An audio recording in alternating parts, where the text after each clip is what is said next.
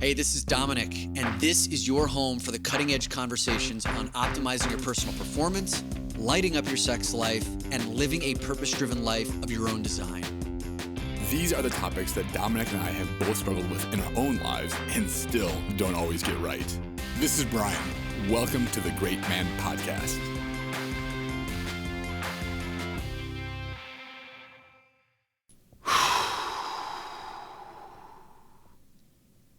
Man, it is surreal to be here recording the 331st and very final episode of the Great Man Within podcast.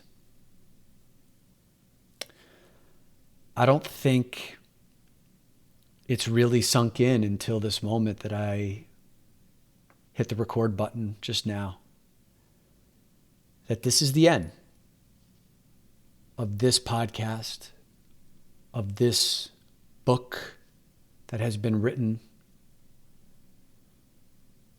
This odyssey began many years before the first episode even aired, with this intention that I had, this growing desire to share more deeply from my heart and my soul, to speak up and out about all the things I've been told my entire life to keep to my fucking self. This desire to reach men who are ready to hear a message that goes beyond the fucking surface level. To bring men of the world together who are ready for community and to do some significant inner work to change their lives and the lives of everyone that they touch. And to know that I'm writing the few final strokes of this book right now with you together here. I'm finally feeling the gravity of that. And for months, as I've known that this podcast was going to be coming to its conclusion, I've been wondering quite a bit about what I was going to say to you in this final episode. I knew I wanted to bring you something special that would be commensurate with the level of heart and soul that I've brought to every episode, and that Brian and I have brought to every episode that we did together. And I found myself stressing out over these last few months, not knowing exactly the hell did I want to say. Was I going to do something like biggest lessons learned over the 4 years? Was it going to be a recap of the time that we spent together? Was it going to be me sharing a part of these last 10 years of my own personal development experience leading to this present moment? Was it going to be a glimpse into the future? I'd written so many different ideas down that I've probably burned through an oak tree's worth of paper. And still, nothing really felt like it was hitting the mark. And I started to get stressed out about it, because today is Christmas Eve, December 24th, and the last episode is scheduled to air on Monday, December 26th. Of course, I knew I could push that date out, but there was a part of me that said, no, man, it's time. But I couldn't figure out what to bring to you. And when you know it, that I didn't have to figure it out at all. It was delivered to me. So, since my birthday on November 7th, where I was feeling the absolute best I had all year long, felt like I had turned a corner in my Lyme recovery journey. I was feeling energized. I was working out multiple days a week. My heart rate had dropped down to healthy levels. My heart rate variability, which is a key metric in recovery, was back to optimal levels. And I felt like I'd really turned a corner, and this was it. It was just up from here. And promptly after my birthday, my health fell off a fucking cliff, deteriorating almost every day, descending down into this abyss back to where I'd been before I'd gotten my Lyme diagnosis and treatment, and culminating in this past week where I hit an all-time low. And just a few days ago, on December 21st, which is the winter solstice, which is important to this story and everything you're going to be hearing about today. The winter solstice representing the ringing in of winter, but also the longest night of the year. It's the day with the shortest amount of sunlight, and it's the darkest of the year. Symbolically, that represents death and endings. And it's interesting because December 21st was supposed to be a day of celebration for me. I'd had that date circled on my calendar for a couple of months because that was the date of my final bit of work underneath the umbrella of the great man within, where all of the masterminds that I've been running were brought to a conclusion. That was the last session that evening of Wednesday, December 21st. And as my health was deteriorating leading up to that night, this idea of finally being able to get to the other side and relaxing and taking a breath and being able to stop holding space for others and to stop creating content and to just rest and take care of me. What I ended up getting that evening after running that last workshop was a fucking scary, terrifying wake-up call in the middle of the night where I thought that maybe I was having a heart attack and dying. I went to bed that night at midnight, and I sprung out of bed at 2 a.m. because my body was seized up in a state of panic for no reason that I could understand. And my heart was pounding, and I couldn't breathe my way back into stability. And I was scared shitless. Thought I was going to have to call 911 or go to the hospital. And instead, I got up out of bed and I tried to distract myself by watching television, and did that for long enough before I could go back to sleep. For a couple of hours, woke back up in the morning, felt that sense of panic and dread and fear and worry about what the hell was going on, and was milliseconds away from going to the emergency room when it seemed like something allowed me to stay on the other side of that full meltdown. But I was walking a tightrope all day on the 22nd and most of the morning of the 23rd, feeling like anything could tip me over to a sense of something tragic happening. And so on the morning of the 23rd, I decided to reach out to my boy Keith, who has been my go-to for everything over this past year. And he held such beautiful space for me, but his main message was, dude, you need to talk to somebody who can counsel you through this, like someone who's trained. And what that brought to mind was I needed to reach out to my trusted mentor, my guide who coached me for 4 years up until the beginning of this year, David Waldas.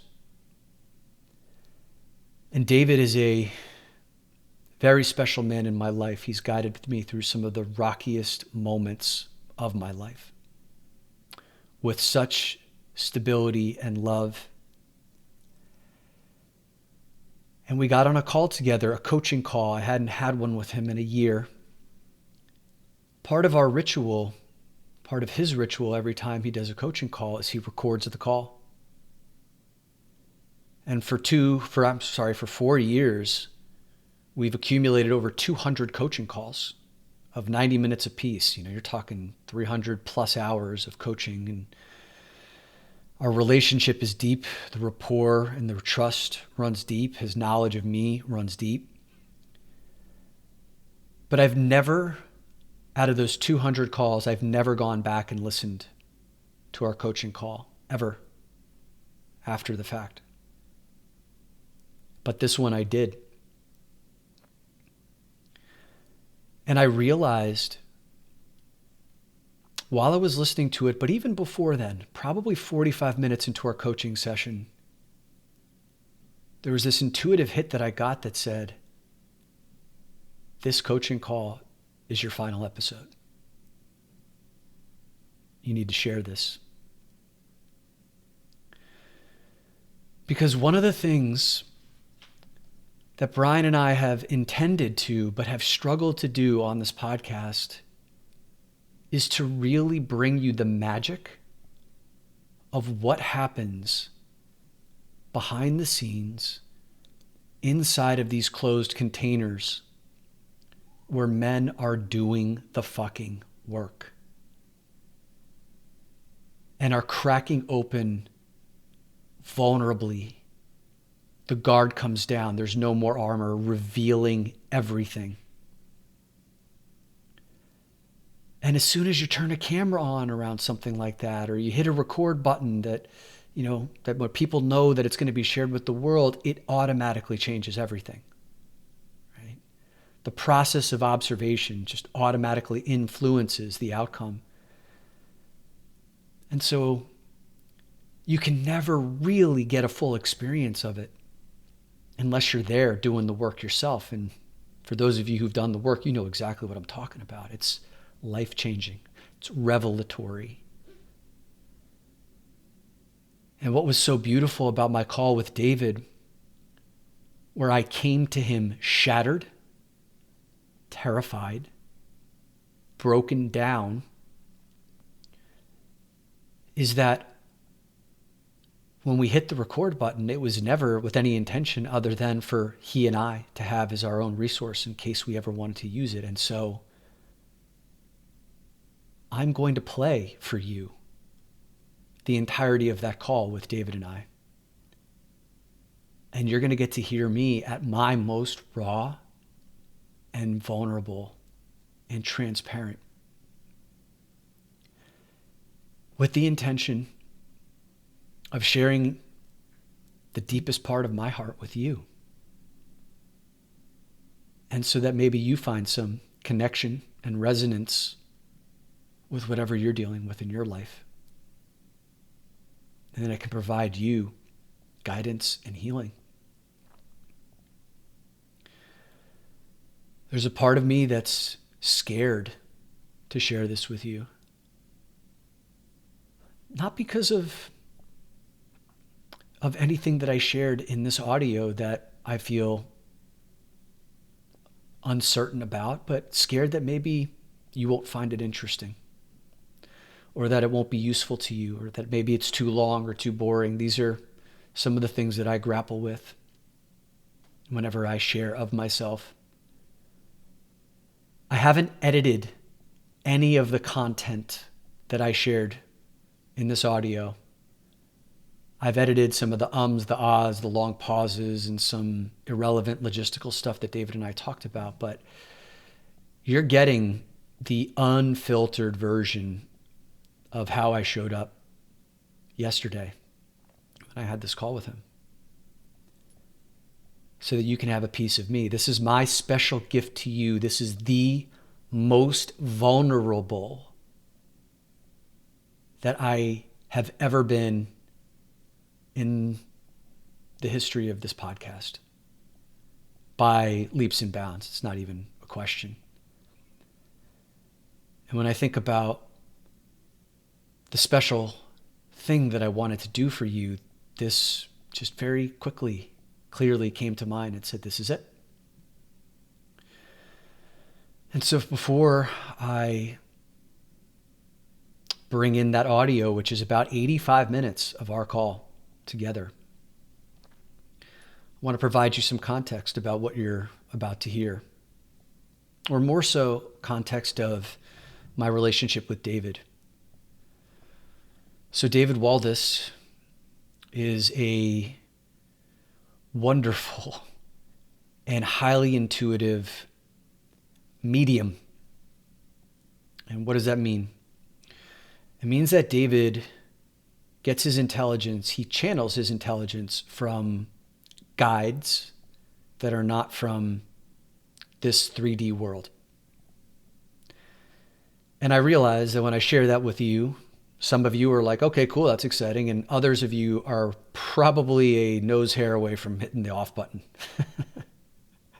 Like, that's a little too fucking out there for me. And I respect and appreciate and understand that reaction, because for most of my life, I felt the same way. What's this fucking garbage, right?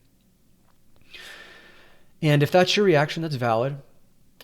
What I might ask you to do is to temporarily suspend your resistance to the source of the information and to just listen to the essence of the information and the wisdom that he's sharing. And I believe that you will find incredibly deep resonance, because the wisdom he shares is highly practical, grounded, and actionable. And it's one of the reasons why over and over again, when I come to David, I get a perspective that I can't quite seem to get from anywhere else, from people who don't have access to energies or wisdom sources beyond this practical world. So you'll hear us referring to the universe quite a bit. You'll hear him referring to his guides. That's the language that we use.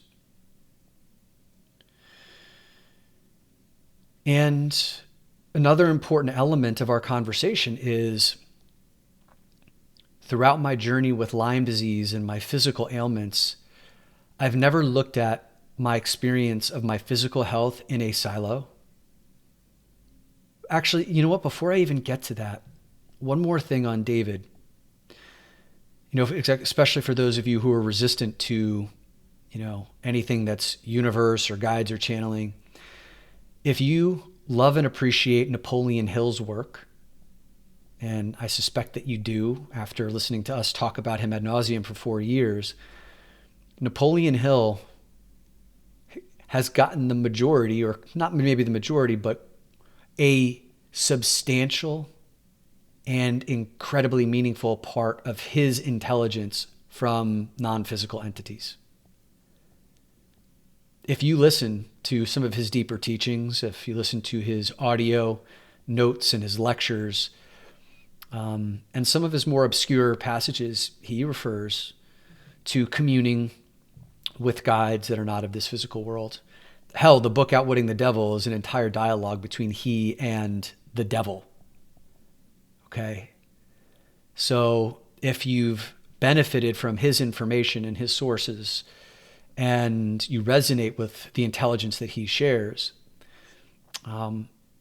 chances are that there's something here for you to maybe release a little bit of resistance around. And that's certainly a process that I had to go through over the years, because ultimately the guide and mechanism that I've used in recent years is this speaking? Is the intelligence I'm hearing, regardless of source, is it speaking to a part of my soul that feels aligned with it?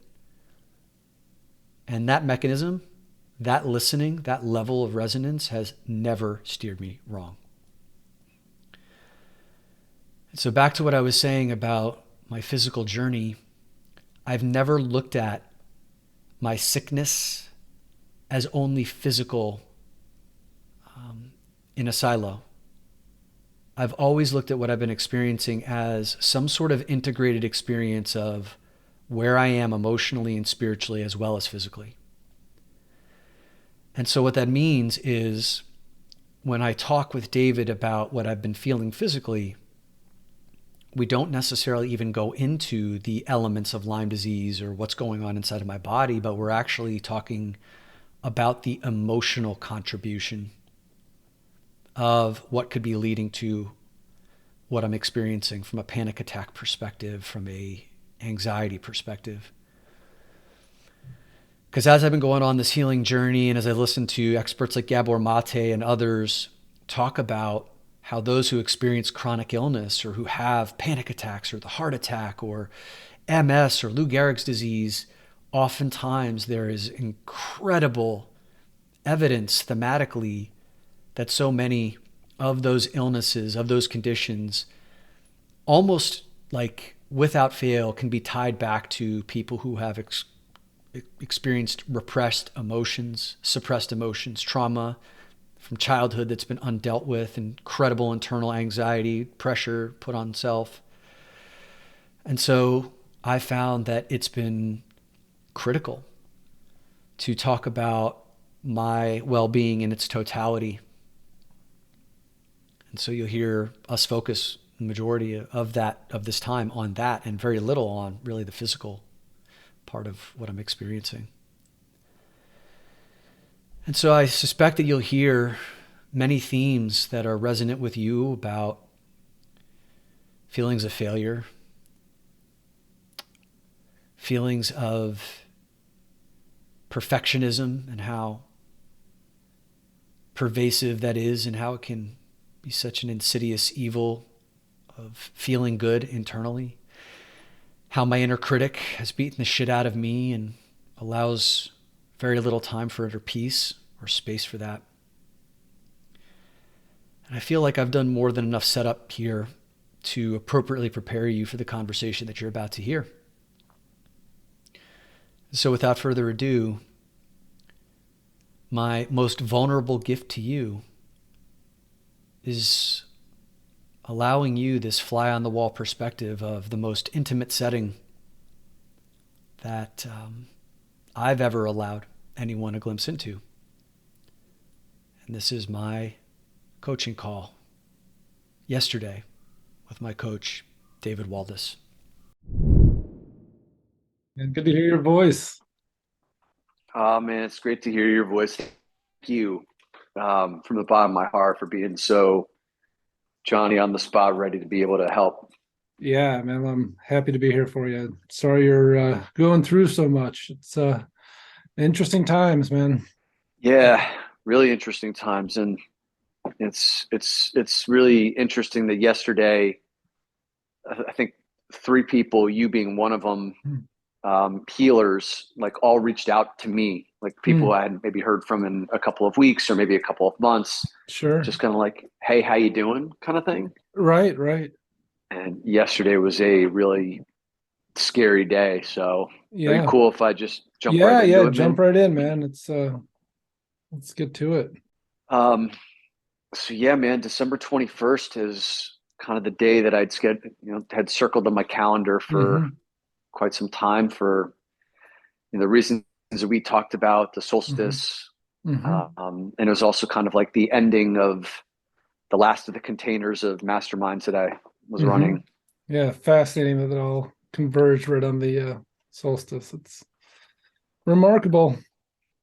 I know, man. And one other kind of remarkable thing that I figured out just a minute before I jumped on this call with you is leading up to my 44th birthday, which was November 7th, 44 was like these numbers that I kept seeing leading up to my birthday, and just kind of 44 I see all the time now. I just looked at the temperature on my Alexa. It's 44 degrees outside. It's all over the place. But December 21st is 44 days after my 44th birthday. Oh, wow. That's bizarre. Like just the, I don't know, the synchronicity. So anyway, since we talked about December 21st, it seemed like it was going to be this time for me to finally like take a breath, relax, get on the other side, heal, do me. But since my birthday, really, the last month and a half, I've just been feeling worse and worse physically. Mm-hmm. I turned a corner. Things were like looking up. I was working out 2 days a week. Nice. Yeah. Um, and then since my birthday, everything has just been like, I got sick. I've Mm-hmm. been feeling shitty. I've been unfocused. I've been Mm-hmm. depressed. I've had no motivation. And on the other night, like on Wednesday night, the 21st, I went to sleep around midnight after having Mm-hmm. run my last mastermind. Mm-hmm. And I woke up at 2 a.m. and my body was like in a state of panic. Mm. My head was like, it still kind of is. It feels like it's like this intense pressure in my head. My ears have been ringing for a week, Wow. nonstop. And I couldn't breathe my way into calmness. I had to get up and distract myself, put on TV Mm-hmm. for 2 hours. Um, the only thing that helped me was I hadn't jerked off literally in 40 something days, like 41 days, 44 something like probably, that. right? I know. I was thinking about. I know. I was thinking about. I was doing the math. Tomorrow would have been 44 actually. Right, right. Um, but like I jerked off just because it was the only thing that could bring my body some semblance of like Yeah. good feelings and calm. And It releases energetics too. It's like it's a resetter. Like when your body's carrying too much energy, like it literally huh, just it expels the energy. huh, that's interesting. Maybe why that's why I felt the need to do that, and Mm-hmm. I was able to go back to sleep. But yesterday morning, I woke up around 7 o'clock, and I was thrust right back into that state of like everything was on high alert. Mm-hmm. And in the shower, my mind, I could feel my mind starting to go into, are you going to have a heart attack? Is this a stroke? Like, Mm-hmm. what's going on? And that sent Mm-hmm. even more scary currents into my body. And I was literally a heartbeat away from going to the Yeah, emergency right. room and Yeah. being like, whatever, right? Yeah. Uh, Yeah. Have you ever but I had a didn't do panic that. attack before? I've had a few now Okay. during this experience. Yeah. Yeah. Yeah. 'Cause I mean, it sounds like that's what you're describing too. Is that how you experienced it? Yes. Um, and it feels kind of like these panic attacks. I mean, the full-fledged panic attacks that I experienced were when I was on mushrooms, Mm-hmm. like before knowing that before being diagnosed with Lyme, that there was something wrong. I tried Mm-hmm. mushrooms and it sent Mm-hmm. me into like a really fucking scary, like way more terrifying than what I experienced yesterday. It was Mm-hmm. like full Sure. on. Yeah. So amplified and couldn't shake it. Yeah. Yeah, like I was in, like for a couple hours, Mm-hmm. feeling whoa, something going on. Yeah. Yeah. But yesterday it felt like all day long I was walking this tightrope of, if like some scary thought got into my mind, it would tip me over, Mm-hmm. you know, and I just feel like shit. And I feel Mm-hmm. like shit today. My heart rate's elevated. My heart rate variability is trash. Mm-hmm. So that's kind of like where I've been at. Yeah. Yeah. It's a lot. It's a lot. Yeah. Let me just take a minute here and just check in because there's some stuff coming through. The message that's coming through is around leadership and identity and kind of your natural way of being. And it's funny, I was thinking back about like when we talked the other day or a couple weeks ago, like your intention was to call up and we were going to visit, and my intention was to visit, and then I found myself just falling into my core offering, right? Like I couldn't help myself but to start channeling and start sharing. Yeah. And I'm like, and it was kind of an interesting piece. And I've reflected on this several times before. Like, it's how I see my value, right? And it's like, like, what do I have to bring? I have this. And it's completely identity. It's completely, like I forget that sometimes people want to just talk to David, because to me, like that, like I forget there's value there. Yeah. And this feels like there's a similarity to that. That feeling of like who is Dominic if he's not this freaking like incredibly fit, vibrant, full of vitality, example to other men of, the pinnacle of expression of, balanced masculinity. And so, who am I if I'm not that? Like it feels like one of the things that's, there's always with any of these challenges, there's I really believe there's purpose, and I believe there's things that we need to learn, and I believe that there's a lot of stuff that's temporary in our life, meaning that as we're going through healings, that what we're being asked to let go of is really about appreciating another aspect of ourself that like for me, like if say tomorrow all of a sudden my access to channel and to my guides went away, like Mhm. it would, like I would be so confused, like I wouldn't have any idea who I am. Like it's just my identity is completely immersed in that. Like I don't Yeah. know myself in any other way. And so, that feels like that's a big part of what's happening for you.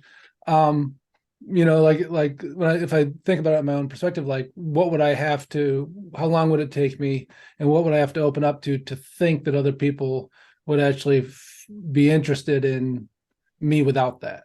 Because when we have our core identities, it's our go-to. And so, when you think about yourself in that perspective, what shows up for you of the idea of how much you feel like what you bring to yourself and to this world is tied up in, what's feeling really kind of taken away from you, or, and even another level of the way the guys are showing it is, would I still be able to deliver all the different things I have to bring, if I can't maintain this same level of who I am and who I've known myself as from a physical and clear level. So what shows up for you as I, talk that through? Yeah. Um, just got emotional there near the end. Mm, So I was just thinking of like dying, mm, and like dying at this stage of my life. Like, how would I feel about what I've done and who I've, been? mm, And mm, hang on one second here, David. I'm mm, getting muddied here, but so I feel like there's this enormous pressure inside. There's always been this pressure inside to just like to do something massive, mm. uh, to be great, I guess you could say, right? Yeah, Um, I feel I feel really far from that right now, yeah, yeah.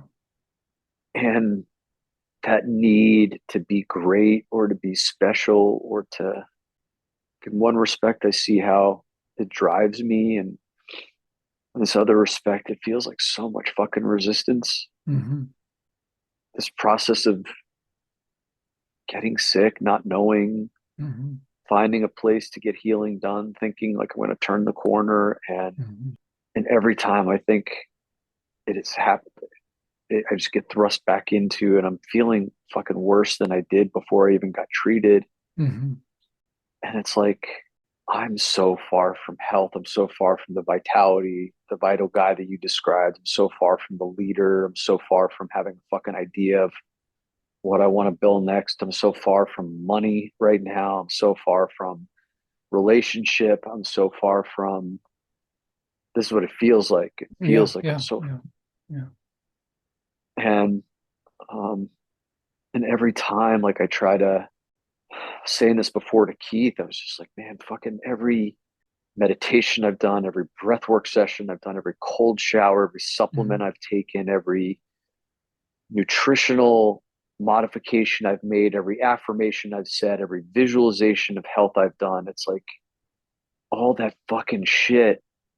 And here I fucking am, like over and over and over, like here I am all over Yeah. again. And then I'm blaming myself for what I did do or I didn't do or what I missed. Yeah.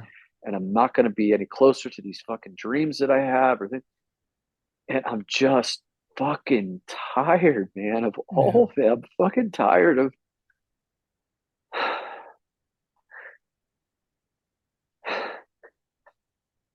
how do you even like know how to answer your question? Like I feel like Yeah. I'm making no sense. I'm all over the No, place. it makes perfect sense. And um, yeah, yeah. What the way that the guides are showing it to me too is that this what you're experiencing ultimately, I mean, like everything, there's so many levels of it, right? But ultimately it's about the value of who you are just as you are. And not as a utility, not as an example, but the core of just your being. And it's interesting, mom's love, for example, right? Like you don't need to be anything to receive her love. Yeah. And there's this part that the universe is really pushing on you, and it's like they're describing it, as they always do, as this, that they're here to support you, right? And most of the time when you're like, fuck you, like I don't need this kind of support. But what they're talking about is that what you're building, the more that you've built it, the more pressure it's put on you, and the more pressure you've put on yourself, to a point where it is exhausting, just in even and of itself, outside of the Lyme, outside of all the other shit. Just the pressure you feel to maintain and be Dominic and Dominic Q is just unsustainable. And the piece of bringing that value, who that, like what you need to put upon yourself in order to show up at the level that you've shown up, is also unsustainable. And what they're talking about is the idea of that your value can be just like it is to your mom, that it doesn't matter, how powerful you are or how vibrant you are, or like there's a core essence of you that is not about being impressive, but is simply the essence of who you are, is just a support to others, is this voice that people are drawn to. And it's the effortless aspect of who you are, and everything that you've done to build everything, like the reason it works is because of that effortless aspect of you. Yet you've attached it to massive amounts of effort. What the universe is kind of stripping you of is the ability to effort and to Well, exhaust yourself in the mission of being you. And what the way they're describing it too is also the confusion of being you, because you are what's underneath all of this. And the way, like, I mean, it's that, like, the universe is just freaking the king or queen or the boss of tough love, the like, we can't let you move forward because what you're creating is the more you create of it, the more it's going to push you and require of you, and we need to correct it before it gets to that stage. And it comes back to the value of who you are just simply for being, like what it's like to be around you, and not what it's like to be around you when you're efforting to do all the things and be all the things that you are, but when you're just relaxed into self, and it's just you're in your essence. And yeah. it's that piece of like, what do I need to do in order for mom to love me? Freaking nothing. What do I need to do for mom to be impressed and inspired by me? Nothing. I think we live in this world where the example is, people pushing so hard, and I think it has a lot to do with that's the only way they're going to show up and be impressive. And the moment that they just drift off into obscurity, into anonymity, when they're not, but that's not true for you. It just feels like it is because you constantly push so hard to bring value. And it's a weird self-esteem piece, it's like, like you have an extremely healthy self-esteem, but when we take away all those things, it needs to be reworked to the idea of, I offer value just by being present with somebody. I offer value, just like and all those things that you make look effortless, they're not for you, yet they can be. And it is about trusting that that it can just come through you, that you've trained yourself that well that you can like loosen the tightening of it and the exertion of it. It's about like the work you've done is about like you've developed the expertise and you've developed the abilities and these gifts that at a certain level stop requiring so much energy from you. But there's been this belief that says the moment I stop doing that, the moment I stop pushing myself so hard, it's just not going to have the same value. Yeah.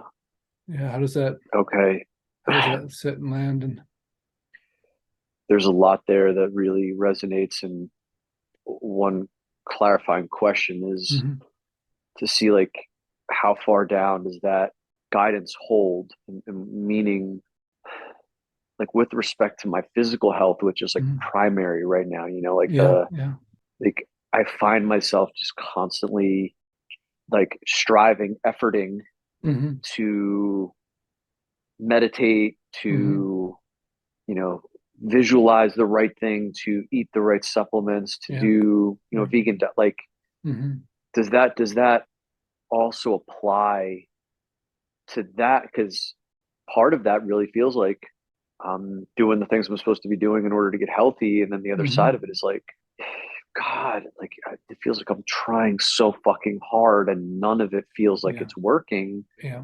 Does it apply there too? Yeah. And so the way I'm seeing it then is that it's like you're taking the right actions, yet you're taking them with such force and exertion that it cancels itself out. That it's like a net zero because of the amount of energy you're putting into doing those things and getting it just right. And what they're saying is like you'd be better off using half the energy and getting it 80 or 90% right, because then it can really work for you. But when you hold that strictness and that it's perfection is the word that's showing up, and that idea of everything has to be, and it's funny, it goes back to, remember one of the big breakthroughs you had with when you started allowing yourself to be a little bit more rough around the edges, a little bit less perfect, and a little bit more just expressive, a little bit more like okay with saying things that some people aren't going to like and some people will like. But that, you remember that wild man thing? Sure. And so this feels very connected to that. Like it's and it's connected to one of the layers too. I mean, this goes back to the sex addiction too, and it's the idea of when the wild man gets control, then there's this feeling that shame is going to be involved. There's something there that really needs to be released around, like there's a lot of ground in between here and there, meaning that it doesn't need to be a slippery slope for you. It means that you can loosen your grip on the wheel a little bit and let things move, let the wild man show up a little bit more, and trust like the close enough versus the perfect. And it's funny, my throat's like restricting all of a sudden as I'm saying this, like this feeling of like, like the only way it's going to work is if I'm fucking perfect in it. And the guys are saying like that's what's making it not work.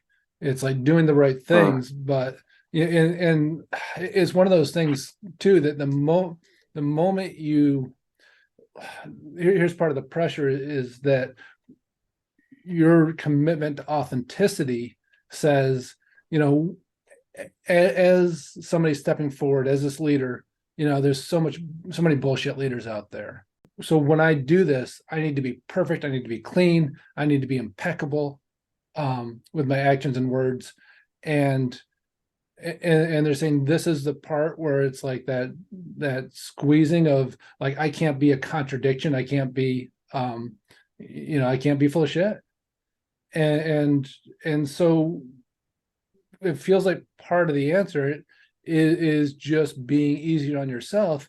And if you need to verbalize that's okay too. If you need to express, because part of this is you letting yourself off the hook for perfection.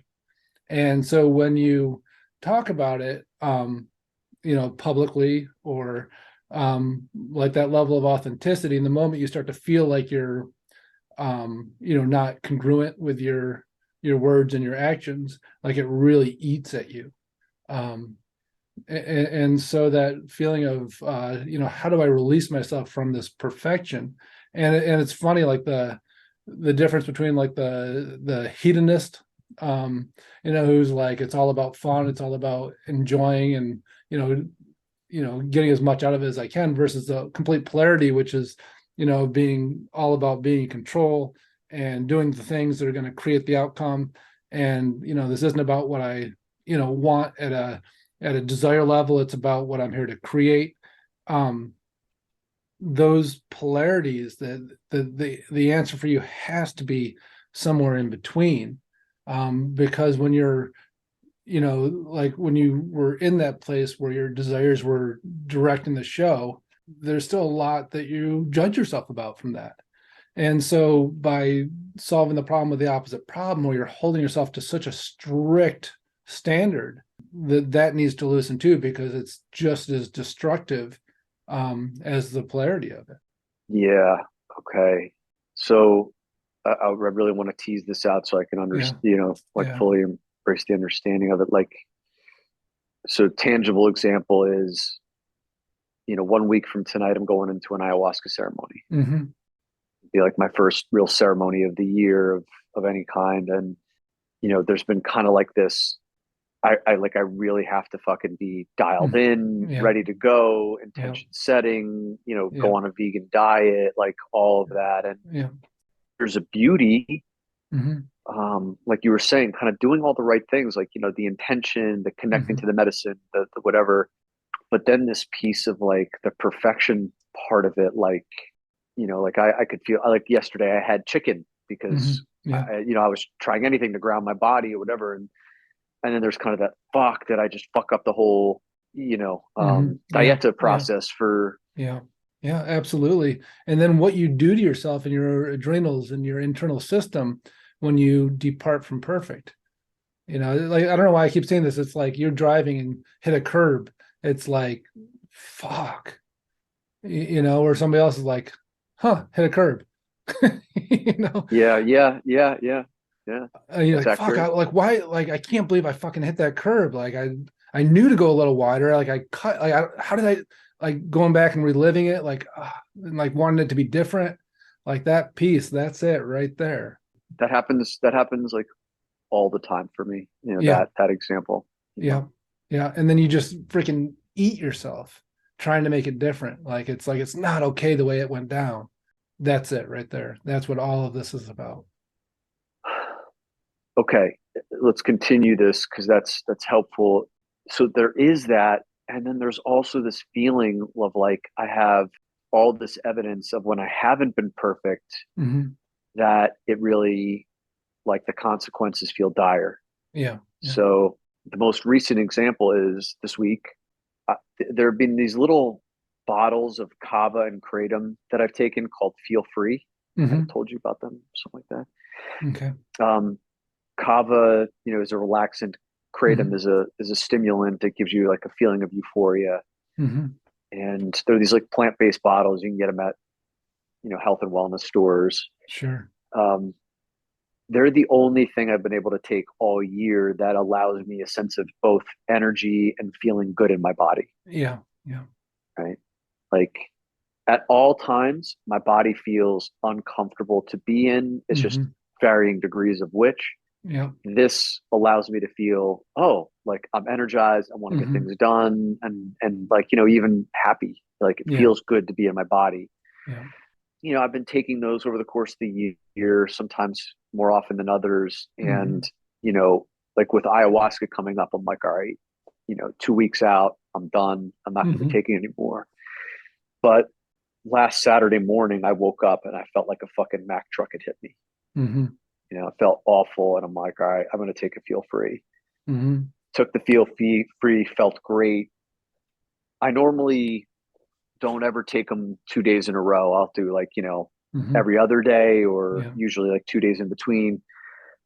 But short of the story is I took it Saturday, I took it Sunday, Mm-hmm. I took it Monday, and I took it Tuesday, four Okay. days in a row. Never Yeah. done something like that before. Mm-hmm. And I could feel on that fourth day, even before I took it, I'm like, wow, I could feel I'm drained. Like Mm-hmm. this, I did too many days in a row, but I've got this big lunch that I have to go to. It's going to be Yeah. like a 4 or 5 hour thing. I know it's so I took it to get me through that. Mm-hmm. The day after that, I was kind of tired. Like the, Mm-hmm. the fifth day where I was clean or whatever, the fifth day I was tired, but wasn't that bad. I'm like, all right, like I'm gonna dry out. No big deal. But the day after that was the solstice. Mm-hmm. And that night, after I finished the last presentation, Mm-hmm. I was sexting with this woman Mm-hmm. where it was kind of like old behavior. Sure. My body was really jacked up. I was super horny because I hadn't Mm-hmm. jacked off in 40 days. Mm-hmm. And it was kind of like this frenzied sitting Yeah. on the couch, sexting her, watching TV, not really paying attention for an hour and a half. Like I could Mm-hmm. feel my body was jacked. And then Mm-hmm. that was the night I went to sleep. And then 2 a.m., boom, like the wake up panic attack Yeah. feeling. Yeah. So it's like, this is where I get like everything you're saying is landing with me. Mm-hmm. And then the other side of it is I look throughout my life in these times where like I haven't been perfect and Mm-hmm. I get caught, I get consequences. Like Mm-hmm. it feels like there's no margin for error because Yeah. like when I do, Mm-hmm. it's like I get hit and I get hit hard and I Mm-hmm. feel like that panic attack hit me fucking hard, Yeah. which puts me back in this place of fuck, I have to be perfect. Yeah. Yeah. How do I deal with that, man? Yeah. Yeah. And I think that there is some misconception there about what caused it. Okay. And so there's kind of a perfect storm there, right? Like that the solstice was about this ending of something that is so identity related, so much what I'm going to be doing tomorrow, and that feeling of like when the next day now is not that anymore, then it's like, well, what the fuck? There's a couple things going on. One is that there was that perfect storm, that completion of something that you've been so, it's been so connected with your identity. And so of course there was this feeling of some sort of a gap opening up and a lot of energy around it and not quite sure how to deal with it. And then there's the opposite ends of the continuum there where, it's like being in your lowest place and being in your highest place. And what drives the dropping into the lowest place is the pressure you put on yourself to be in the highest place. And so when you back off each of those by 2%, all of a sudden, or 5% or 10%, all of a sudden and the idea that excellence only comes through efforting and through holding yourself to it. And if you don't hold yourself to it, then you're going to end up in some sort of behavior that feels like shit later, like it's some unconscious behavior. And it's really interesting because it feels like the answer is the reason that you crave the unconscious behavior is to give yourself a break from yourself, to give yourself a break from the pressure that you put on yourself. Yeah. And so when you don't apply that same pressure, you don't need the break, and it becomes sustainable, and the swing in behavior, the swing in self-concept stops happening. Yeah. And it's about trust, because the reason you push so hard is that you're trusting that that's the only way to get it done, and that's what excellence looks like. But the truth is, you've worked so hard to develop all these capacities that they don't take that same level of effort from you in order to achieve them, and that you've proven to yourself over and over again that you can do that. But there's this misconception that says, well, of course I can do it, because look at the fucking standard I hold myself to and how hard I push myself. And that's why I can do it. Not because I'm an amazing person, not because I have these gifts, not because it's innate in me, but it's because I'm so hard on myself. And when I'm not, see what happens? I end up on the other end. I end up doing this unconscious behavior and I don't feel good about it. And then I end up in a panic attack. And it's a logic that, in theory holds water, but in practice doesn't, because it's really the idea of, it's not the surrendering and just letting yourself be whatever you're going to be. It's about trusting that you don't need the whip on yourself in order to get it done. And it's like, you think about these kids that have these super tight ass parents, and they graduate from high school, go to college, and then they get drunk every night and sleep with everybody, right? Because they're just like, finally I'm away from this freaking the standard that's just too, it's just, I don't want to keep up with it, and then I desire the opposite. And so the idea of like, how can I be a more easygoing parent with myself, so I'm not pushing myself to that way where I can't wait to get the fuck away from myself, so that I can finally feel free. Yeah. Ironically, the words "feel free" that you used is the name of the product I use. Oh my God, there's so much there, man. Just like you said, the kids who go and escape the overbearing parents, they go and sleep with everybody, and on some level that feels good, but then it doesn't, like it feels shame, and right. They have to go back and right. see those overbearing parents and just realize how they just feel like they let them down. They're shameful, and then they need to go back into this freaking like pristine behavior and hammer themselves into being, what they don't even want to be in the first place. Right, those extremes, right? Yeah. And so, and you said, go ahead. Sorry, just one more thing that I really want to click on it. You said that, the thing that drives me to my lower self is the pressure I put on to be in my higher self, right? Like that's, I feel like that's really profound. So I just wanted to restate that. Good. And that it's wrong, right? Like that it's like the parent that thinks the only way their kid's not going to be a fuck up is if I just freaking push them on everything and have, extreme responses whenever they're not perfect. That's how I'm going to make them amazing. You look at the suicide rates in Asian cultures, right? There's a reason that's there, because that's a huge part of their culture, that freaking hard push, and then disappointment and anything but perfection is, shameful.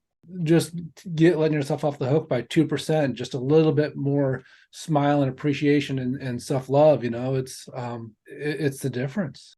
And when we see the examples, we're trying to protect ourselves from the extreme swings, but we're creating them through that vigilance. Okay. I guess it comes down to like the how, like what are those? Yeah. And I would say even one step before the how, and maybe an integrated step, and maybe it'll bounce back and forth between before and after, like between preparation and debriefing, is that piece of what is your value. Here's something really it's funny, the way the guys are just showing me this, like how fucked up this is in the personal development world, right? Like you have, so take like your group of guys, right? Like there's all these guys that are just striving to be their best, but they're fucking up because they're human, because they're guys. It's like we fuck up and then we, go at it again. We're used to thinking that the greatest example for how we can grow and how we can bring ourselves to other standard is people that don't fuck up.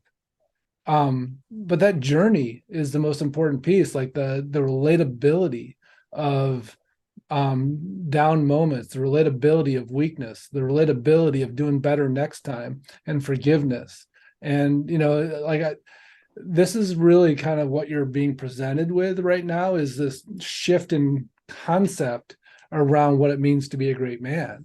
The difference between perfection and ownership, the difference between the extreme, like I can trust. Oh, this is interesting. So the guys are talking about, like, when we truly trust ourselves, we don't need that level of oversight. We don't need the overbearing parent, because we can be trusted. But the overbearing parent makes it so we can't be trusted, because all we want is to get away and freaking be able to do whatever the fuck we want. And so this is about self-trust, and recognizing, can I take the push off myself a little bit?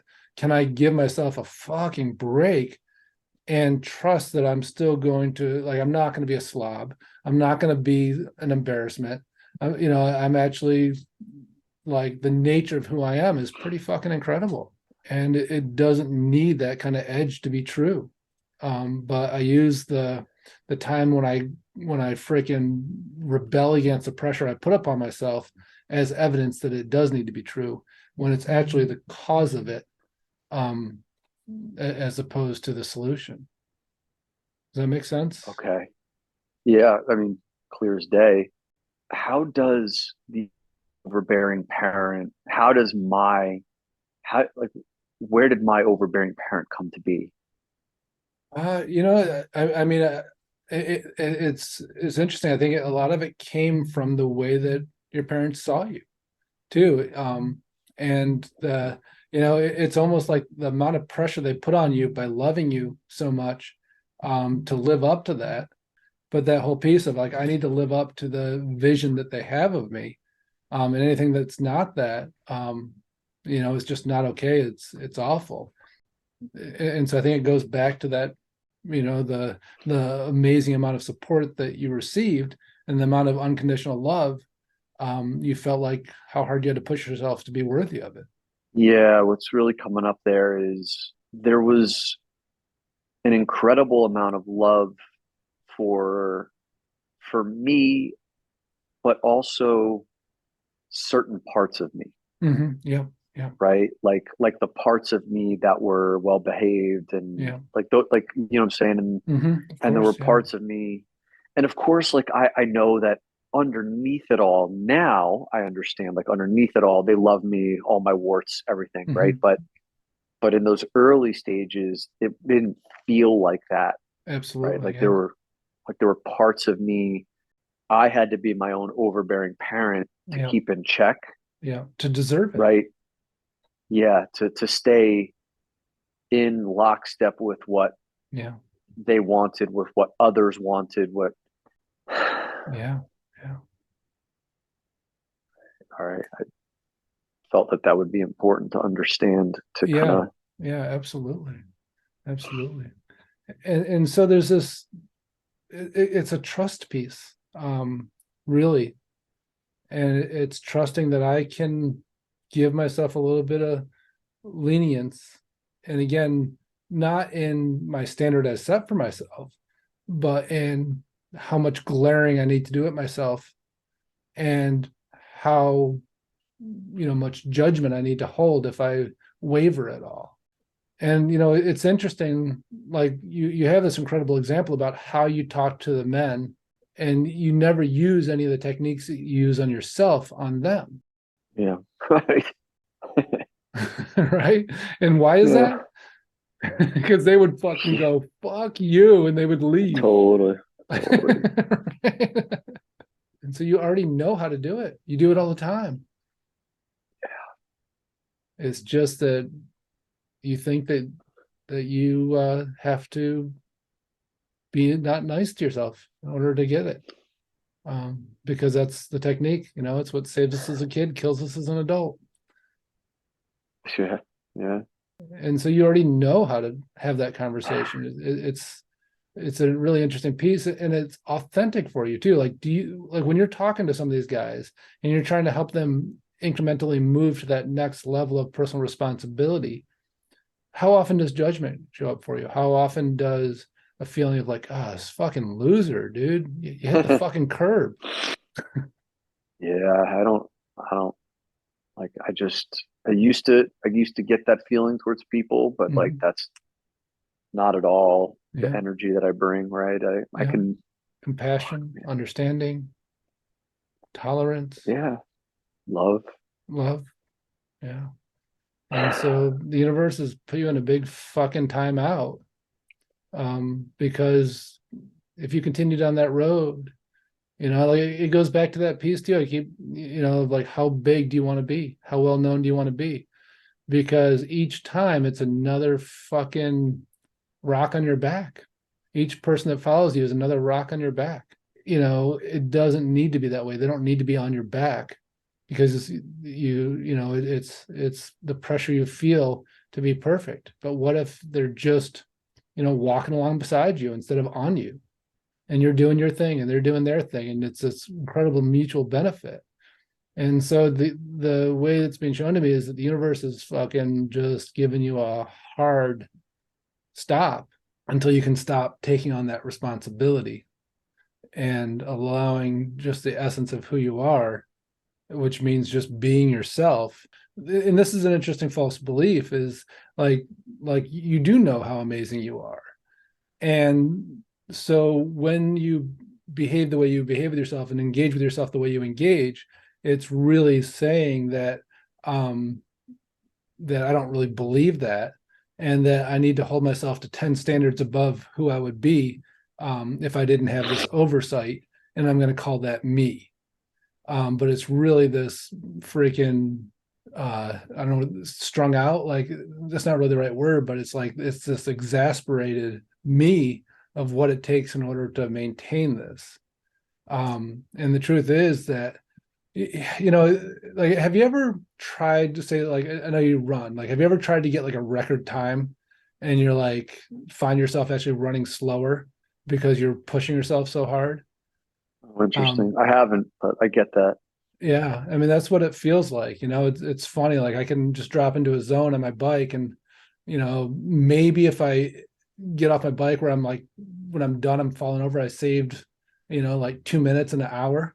I'm like, what the fuck? That was just absolutely not worth it. Like I could have Right. just stayed in my, in my aerobic zone and finished 2 minutes later. Instead, I rode the whole thing in my anaerobic zone. I fucking hurt. I'm exhausted, and I was barely faster. Right. Right. Right. And that's kind of not kind of like, that's feels like that's exactly what you do to yourself, is that law of diminishing returns, that point where you push yourself into the anaerobic zone that's non-sustainable, that's going to come with lactic acid, that's going to come with the need for recovery, that's going to come with you wanting to just fucking do the opposite of everything that you're doing. And it nets sometimes it's backwards because of the recovery, but it's not the difference. In fact, it's the Achilles heel. Yeah. Yeah.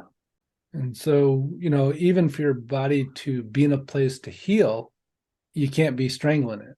Like what's missing from your healing? The ease, the self-love, the compassion, the room in order for it to heal, the space.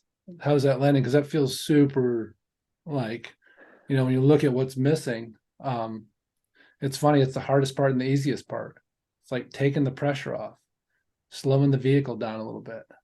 Okay. So I think the part where one of the parts where I struggle with that is when I feel so shitty. Mm-hmm. Um, Naturally, like the response is, what can I do to Mm-hmm. alleviate this pain or feel better, right? Yeah. And Yeah. and so what does ease look like in that scenario? Like where do I, for example, like these are the things that are kind of swirling around Mm-hmm. my next few days. Yeah. Like Yeah. I'm supposed to go home for Mm-hmm. Christmas tomorrow Yeah. or Christmas Eve tomorrow and spend a couple days with the family. And you know, I like there's no way I'm going home tomorrow like this. Yeah. Possible I'm not going to go home on Sunday. And um, how do I bring ease to these next few? How do I bring ease to these next few days? When you're resting, but also applying pressure and tension, you're not resting. Right. And so you're gonna love this. So this is what just popped in. Remember the beginning of Breaking Bad when Jesse, after things go wrong, and they freaking get rid of the bodies of the informant and the guy that he was cooking with, and Hank, or not Hank, what's his name? Walt. Walt goes home and is like fucking done, and Jesse gets super paranoid after smoking up and like Yeah. thinks the gang's coming after him, so he runs to his parents' house, and he's like, he sleeps for like a day and a half, and he's making the table, trying to fit in, like trying to be bonding with his little brother, and it's like he's just finally letting his guard down, like he's moving to this place of healing, and then his parents find the joint that's his brother's, and they think that it's his, Yeah. and like that turning point. Like he was in this place of commitment to coming home again, to freaking allowing himself to relax, allowing himself to not be like, to not live the life he was living. And by taking the fall for his brother, getting kicked out again, all of a sudden it just triggers him back into this kind of desperate place of having to reapply into the old way of being. Yeah. And so that turning point, I mean, what would it be like to go home and to just be able to rest and relax and not, even go lay down in your room, your old room, or if there is an old room like that, and just, I need to take a nap. I need to do the things. I don't need to be this amazing thing for everybody. Right now, my job is to just be easy on myself and to not feel bad about it, or to not feel like I'm letting myself or somebody else down. But self-care being the priority. And I know that it feels like you've been prioritizing self-care, but it isn't. It's like you've been, I don't know. It's funny. So there's another Breaking Bad. Remember when Walt finally told people that he had cancer, and they said, then everybody's like, here's what we're going to do. We got this plan. We got this. And it became, he's like, this is why I didn't want to tell anybody, because everybody then was like, instead of being the overbearing person to yourself, like, what do you really need? You need to rest, you need to relax, you need to not feel pressure on yourself, and can you give that gift to yourself? And so it's that compassion, that understanding that says, you know what, like, I don't need to be all of these things in order to be a great person. I don't need to be all these things in order for it to matter. They are naturally who I am, so I'm going to be those things. But when I have to be them with such a push, with such an extremeness, and I don't like the word, but it's fitting, and I can feel it sometimes in myself, where it's like a desperation to just be the best you can be, and to push yourself so hard to be able to back off that and know, like, yeah, I have to hold myself to a higher standard. I have to be really intentional about what I eat and who I spend time with and what I do, all those things, but I can't do it in a forceful, judgmental, harsh way. Otherwise, it's going to create polarity behavior. And then it's going to become a vicious cycle where I'm going to judge myself. I'm going to push myself even harder. And then I'm going to rebel for myself even harder. And so that piece of just being able to hold that compassion and ease, and I don't need to be anything for anybody. What I need to be is me for me, and just an expression of that with ease. And I think you're going to be absolutely just blown away by how much people love that, and how much positivity you can do from that place, backing the extremeness off by 2% or 5%. Mm-hmm. And realizing that it's that it's going to be the same thing. It's like you run in the anaerobic threshold, and anaerobic threshold, people, you bonk when you're there, because it basically means that you're operating in a way that your body is not gonna get enough oxygen. And at a certain point, no matter how good you are at pushing your anaerobic threshold, it fucking costs you. Yeah. Fuck. Well, first of all, if you can filter all of your teachings through Breaking Bad lessons from now on, we're good, right? Have a Breaking Bad thematic sessions. Yeah, I'll understand much more quickly. I'll metabolize the teachings. Now that's really that's really good, man. And so like I'm just even thinking from a like this practical perspective. Yeah.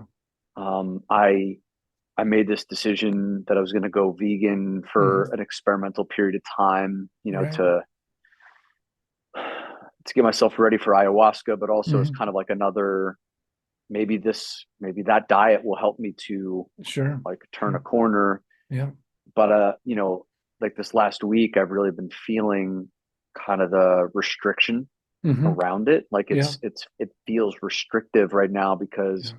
I don't have a lot of energy. Yeah. I'm not fully educated Mm-hmm. on like what the options are. I find Yeah. myself hungry, and I have this incredible woman who's helping me, Mm-hmm. navigate all this stuff. But she's, if I can only lean on her so often, and Sure. And it does like when I first went vegetarian, then when I went vegan, like it definitely I I had to rediscover what full felt like because oh yeah, it felt like I'm used to heaviness and I'm used to yeah, feeling that's like that grease in my stomach. And when it's not there, it's like, man, I'm just eating and eating and I'm still not full. What the fuck? yeah. I get that, man. Yeah. When did you turn the corner on that? I became vegan 4 years ago, I think. And I mean, and this is great, like could be the answer for you. But if you're doing it in a way where you're getting upset with yourself and you're freaking turning the screw on yourself, like it doesn't matter how good your diet is, if you're poisoning it by the extreme pressure you're putting on yourself. Yeah, right. Because that's like the central tenet of everything we're talking about right now. Yeah. And Yeah. like when I'm at my best and when I'm healthy, when I have all like this kind of energy, then Yeah. sure, going vegan, can be challenging because there's, I don't know, new foods that, Yeah. the digestion, Yeah. the For changeover sure. period can be gassy and Yeah. uncomfortable and Yeah. all that stuff. But, like weathering that storm while I'm feeling 100% is different Mm-hmm. than like right now where Yeah. there's just so like everything like is so much harder, Mm-hmm. like Yeah. everything, like, returning emails, getting out of Yeah.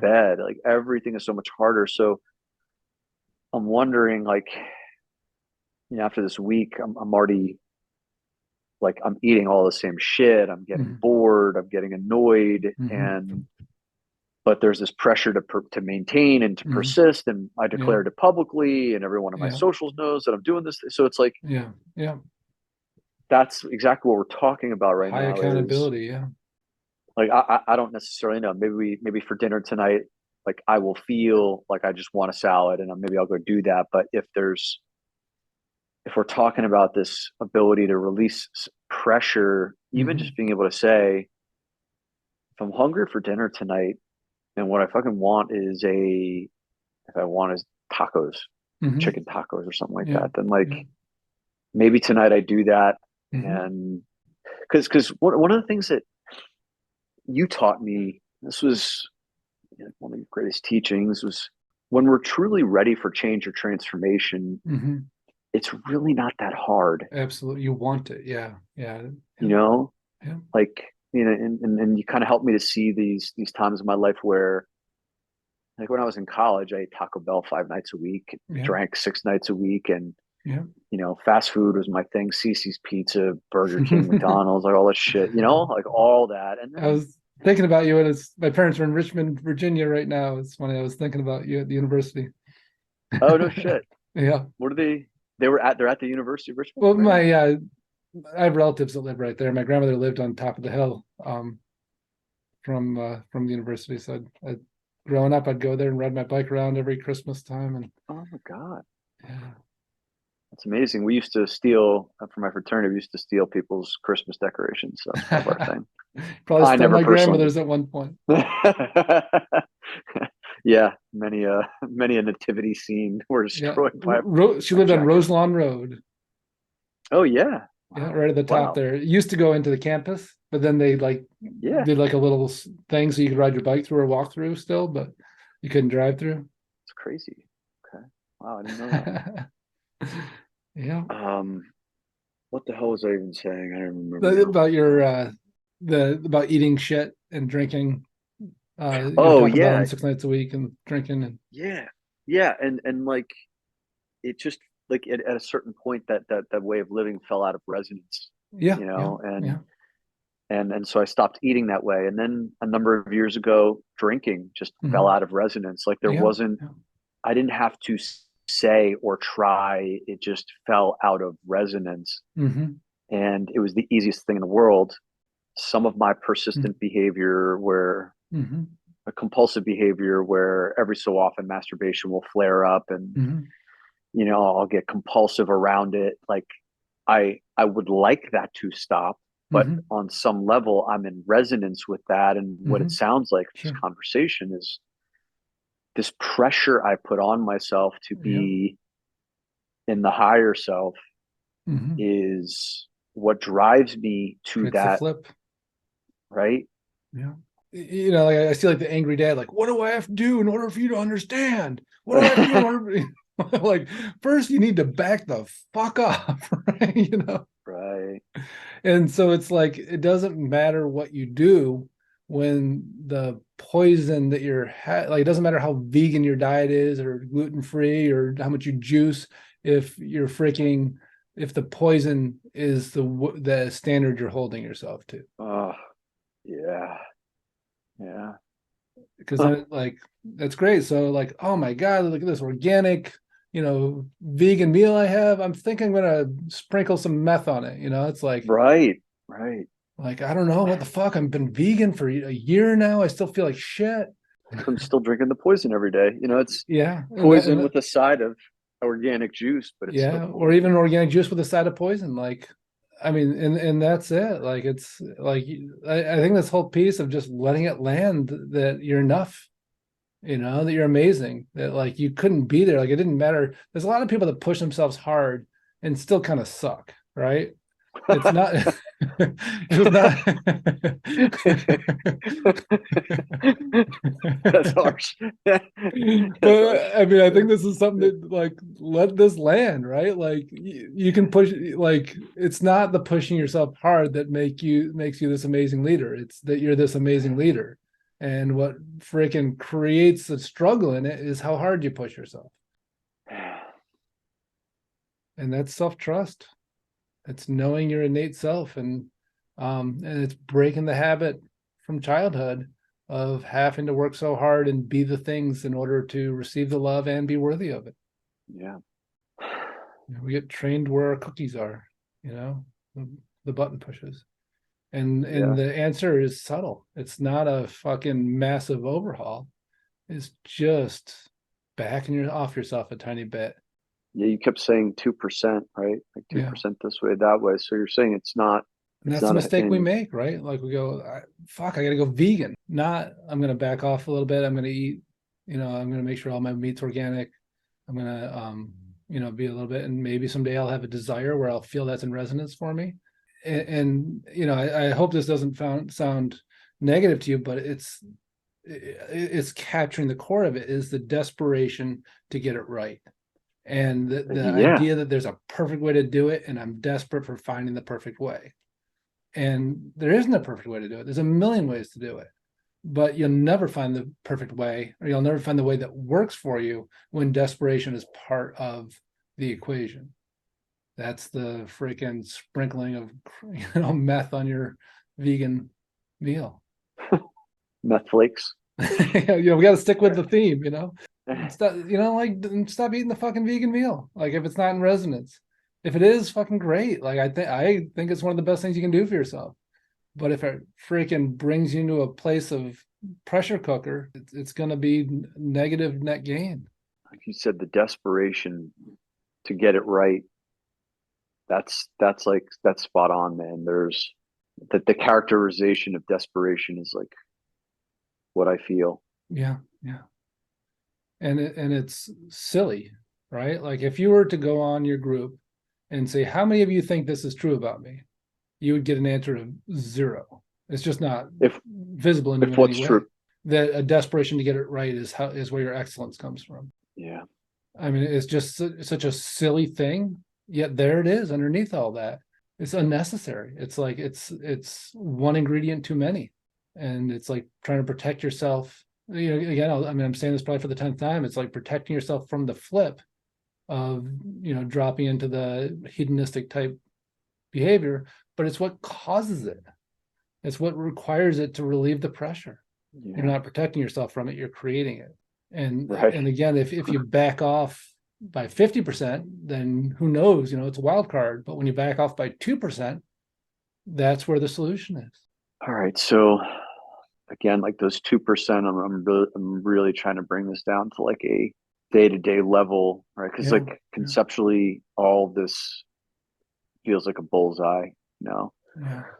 but kind of like at the next meal, like what's that 2% thing look like?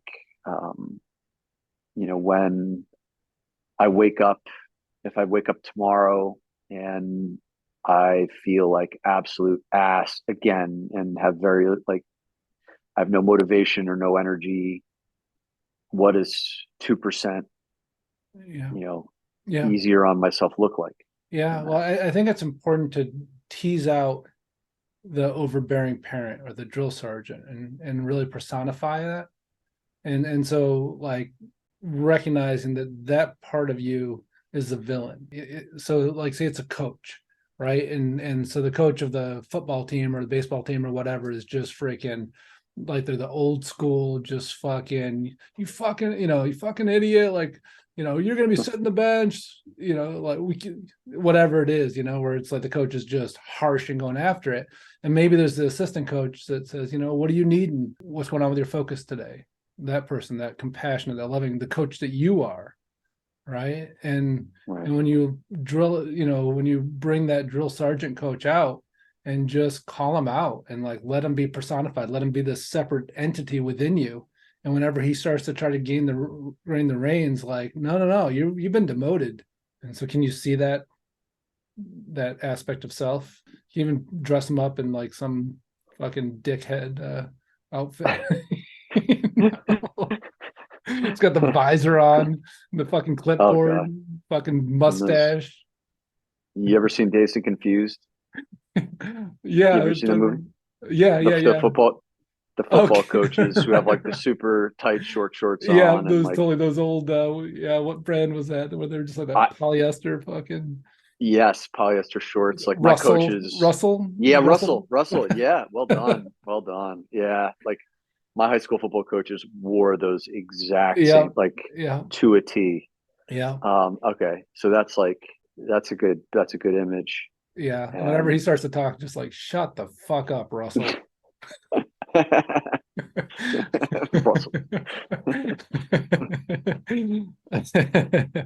I can't take you seriously in those shorts and that mustache, dude. The visor. Definitely. With the green, the green visor with its like translucent has like the Yep.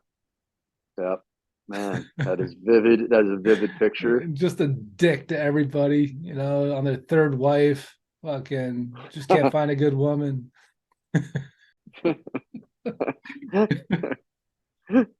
Oh my god. Getting their fucking truck. A like Bronco, like a Ford Bronco. Yeah. Oversized. So not the two, but the original. Yeah. Super loud. Fucking black smoke comes out for the first 30 seconds when they start it. And they think it's awesome, right? Yeah. They think like everybody wants that car. That guy. He does. He's fucking out. Done. Yeah. Can you see him? Can you like that? Yeah. That part of you, and of course yours is very refined, so it's disguised really well. But let's fucking pull off the disguise and just put that outfit on him, so he can't hide. Yeah, I got the outfit. I see it. Yeah. He's kind of like wedged. He's kind of like wedged into the outfit like a sausage in a casing. Like. Yeah. And then do you see the compassionate assistant coach that he's always bagging on and making fun of too? I see it almost different. Like I know what you're getting at, but like I see it's not even like an assistant coach. It's like this is a coach that comes in from out of town, like what's his name from the Apple show, the soccer coach. Oh God, how do we not know? How am I? Jason Sudeikis. Yeah. The hell's the name of it? I'm blanking. Wait, I need to look. Why? Nothing could happen Like now until. I love this show. I don't know Yeah, why. It's like it's my classic. brain is. You want me to Google it so we can move forward? I'm doing that right now. Show Ted Lasso, of course. What Ted the Lasso. hell? Yeah. How did that? Yeah. Something's up with my brain right now for me not to remember Ted Lasso. That's like me. That's like you forgetting Walter White's name in Breaking Bad. I know it. Should I be harsh on myself? Should I freaking throw my clipboard at me? Oh wow. Okay. There you go. I was okay with it. I was okay with it. I didn't know I should feel ashamed that I couldn't remember Walter White's name for a second. That's funny. I mean, I actually am ashamed that I forgot Ted Yeah, Lasso. and that's it, right? Like that's the poison. And it's huge, insidious, man. That's insidious. Like it's I don't even see it happening, or I don't even recognize it. Yeah, and then the point is of bringing it into the awareness so that each time it's glaring, and you're just like, okay, coach, time to retire, bud. 1985 called, and they don't miss you either, but you can't stay here.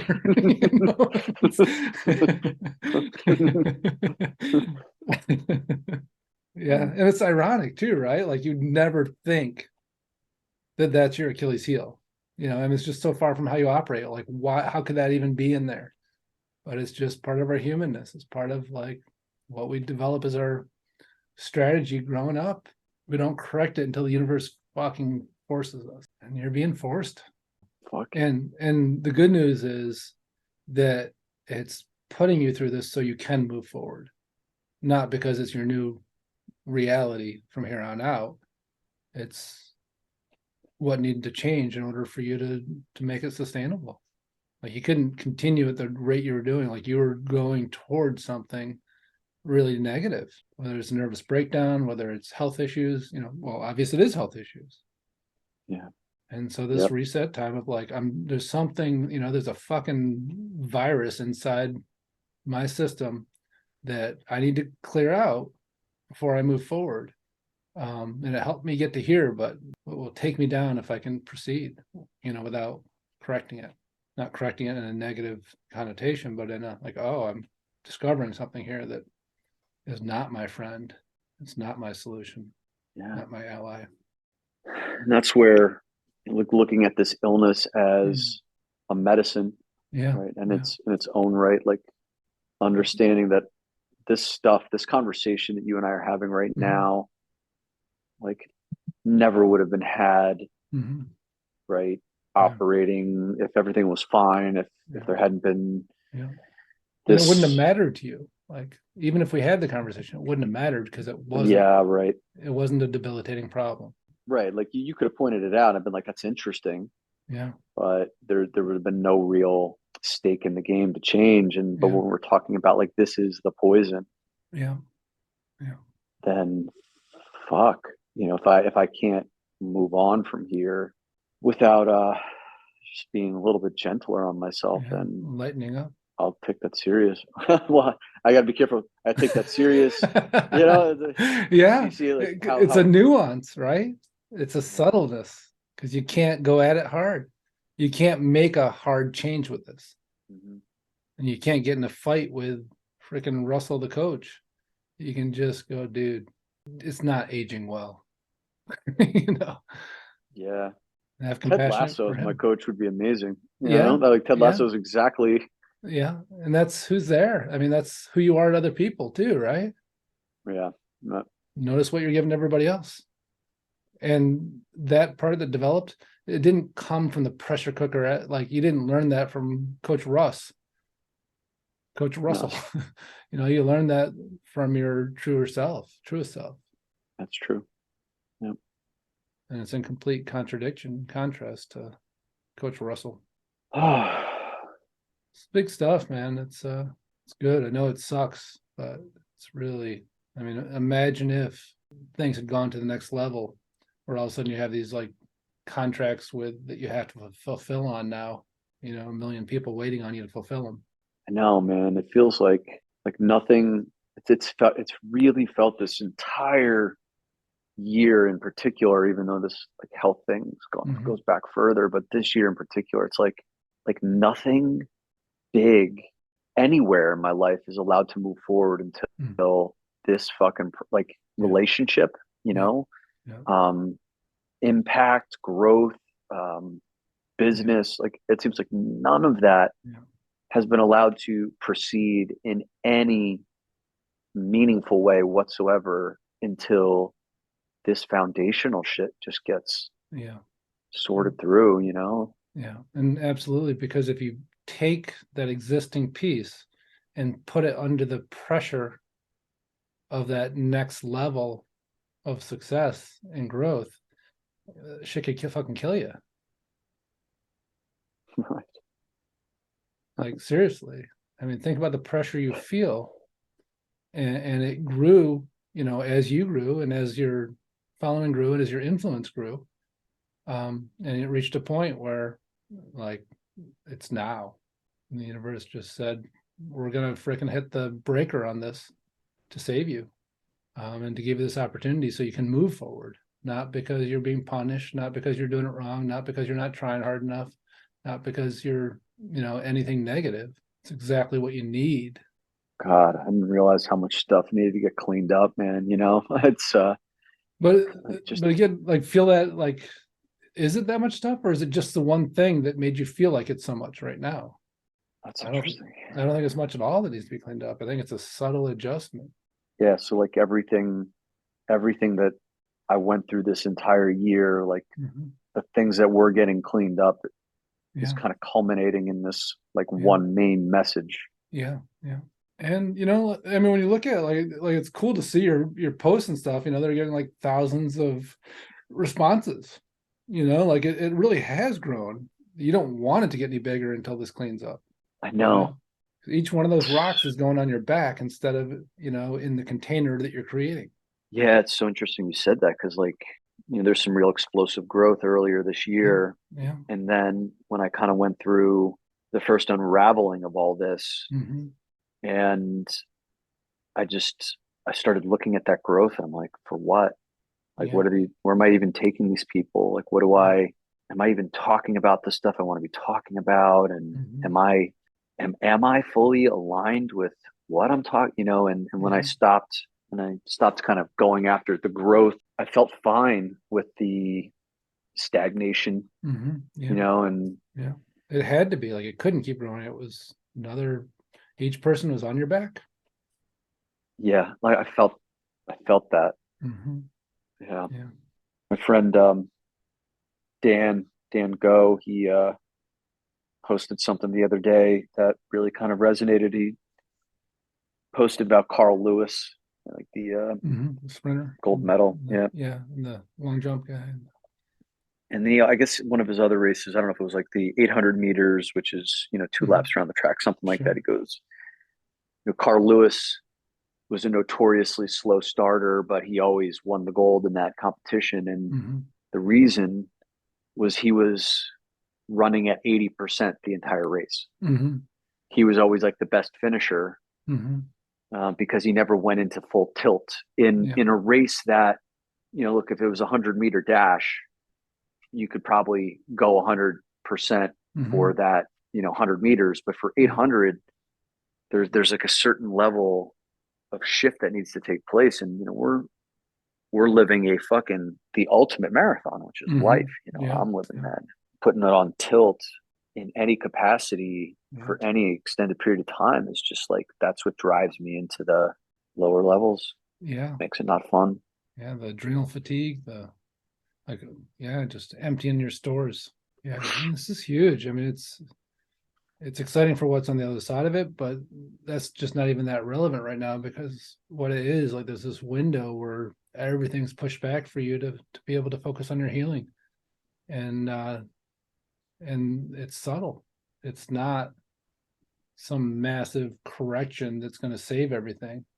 It's that taking the poison out of it, yet got you to this place, right? It got you it drove you to develop all these capacities and excellence. And the better you got at them, the higher your expectation became, and the harder you pushed yourself because you saw the potential and what it could create.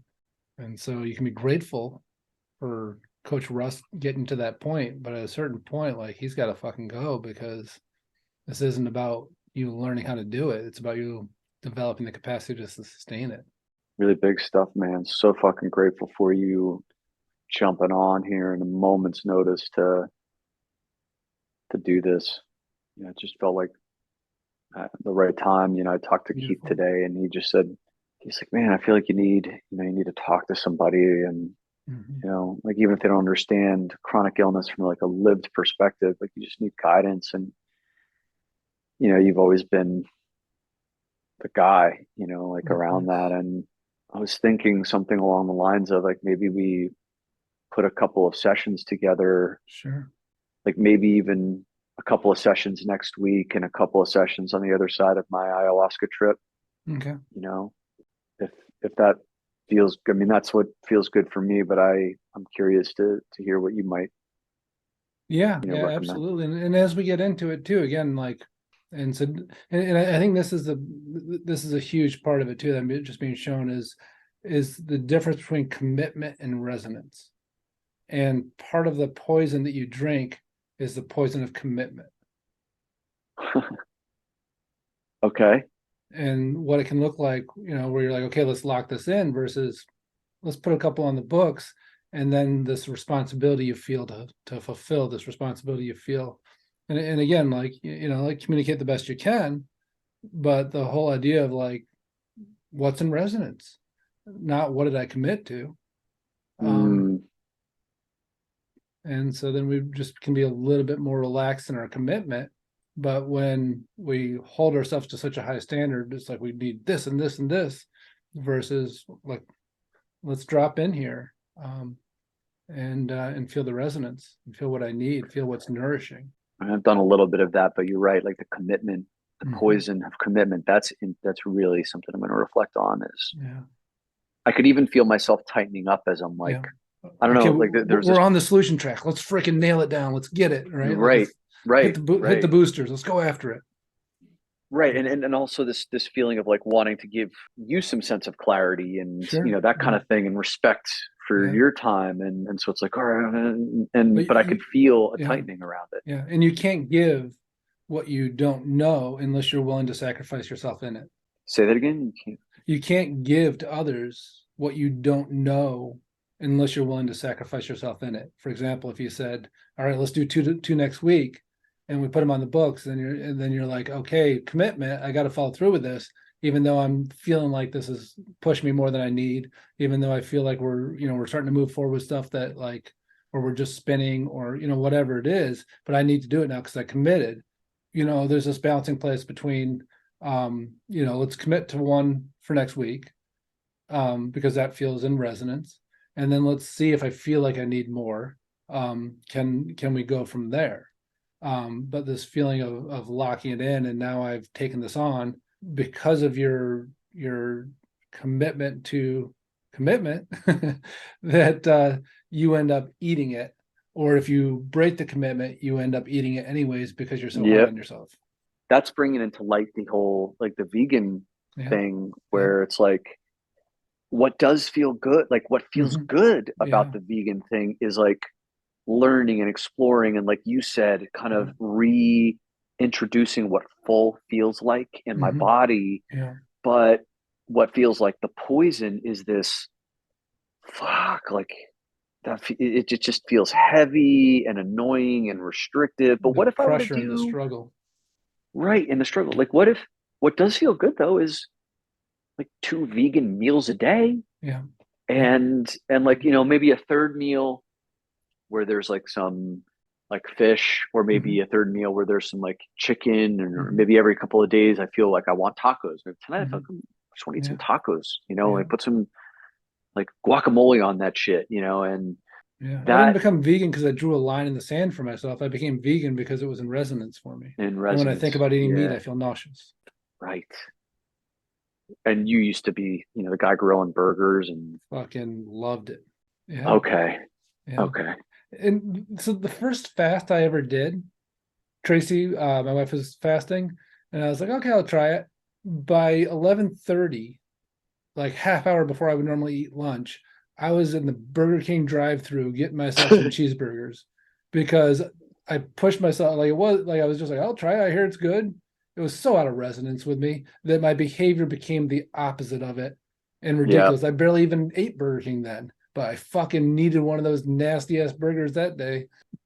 Yeah. Yeah. Yeah. And I get that's that, man. yeah, and that's it, Well, right?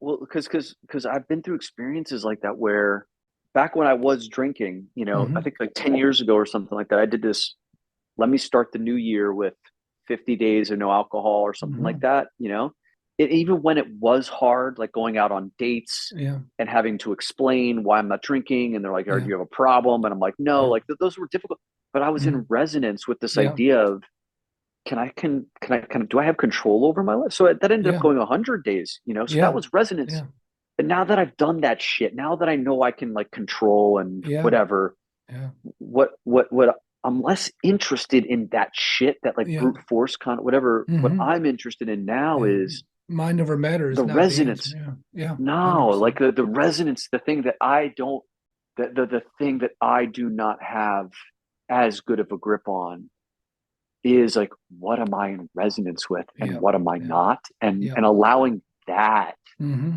To drive. to to drive. Yeah, and it all comes from being balanced and in an aligned place inside yourself, and then trusting it. Right. Like I always say, like, oh, do you not drink? No, I just don't drink. Like, oh, are you a vegan? I just don't eat meat. I just don't eat Yeah. animal products. Like, what the fuck are you talking about? I mean, I'm not committed to it. I just don't want it. It's like, Yeah. Yeah. Yeah. Yeah. that's it. Like, I don't even, I just say I'm vegan and I say I don't drink because it's too fucking confusing to explain to people. And it doesn't make sense, even if I try. Yeah. I get you. I get you though. It's like I'm not in resonance with it. Okay, dude. Yeah. Yeah. Don't say that to anybody. Use your fucking keep your weird ass language to yourself, man. Sure, from the outside, I look extreme. There's nothing extreme about me. Like it's slowly gotten here, and none of it's willpower, Mm, and none of nice. it's hard.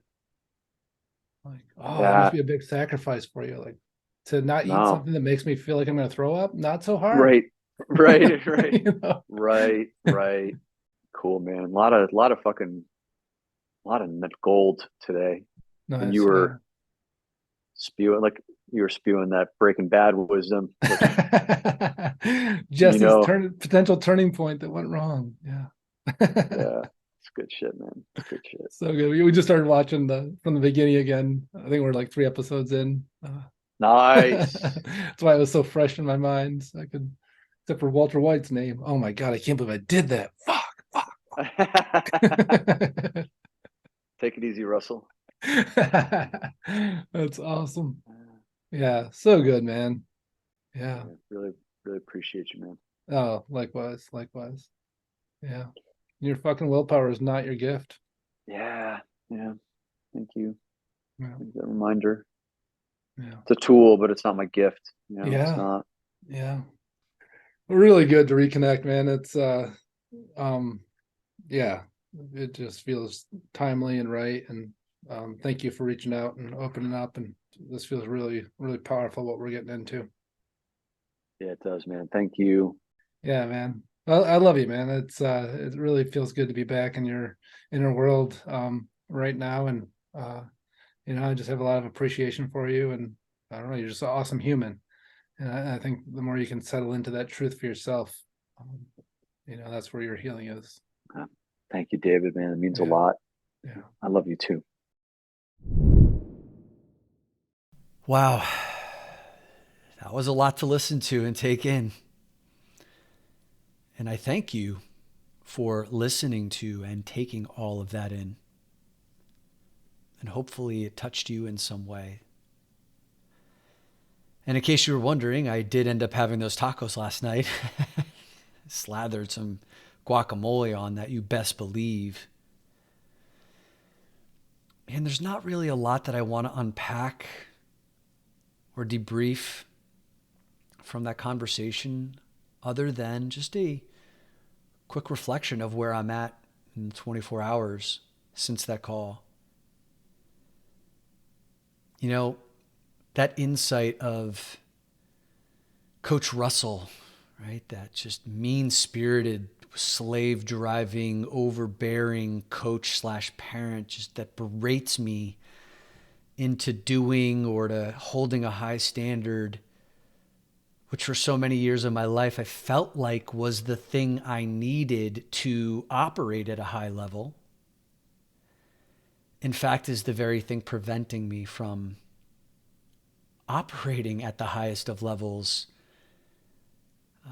and is the thing that keeps me bouncing back and forth between that pressure that I need, that I put on myself, or that Coach Russell puts on myself to stay at that high level, and then to rebel against that sends me into the descent of my lower self, into those hedonistic ways of, compulsive behaviors or escapism mechanisms. And it feels like after a decade of inner work where I've done a lot of really great stuff of chipping away around the edges and moving through the layers of the onion, it feels like after a decade today, or yesterday's conversation with David, really got to the root of it all, which is replacing that Coach Russell with the coach that I am to the men in my life. If I can treat myself the way that I treat the men who are under my care, then that oscillation between the highs and the lows, the pressure I put on to be at that high standard, and then the rebelling against that and descending into the lower levels, all of that just goes away and it evens out, and I get to just be me.